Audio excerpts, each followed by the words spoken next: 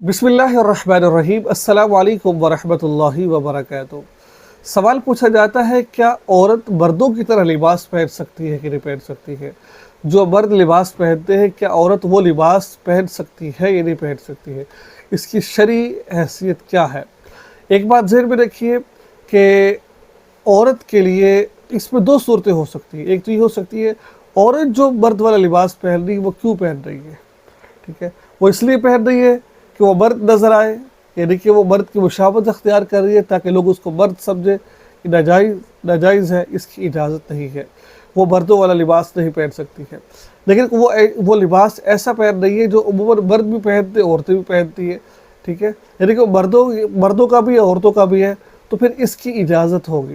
यानी कि औरत मर्दों का लिबास उस वक़्त पहन सकती है कि जब दोनों की कमीज़ें, जो कपड़े हैं, वो एक जैसे होंगे। जैसे मिसाल तौर पर वो मर्दों के लिए इस्तेमाल होते हैं, औरतों के लिए भी इस्तेमाल होते हैं वो कपड़े। वो अगर महज़ औरत सिर्फ इसलिए मर्दों वाले कपड़े पहनती है कि वो सिर्फ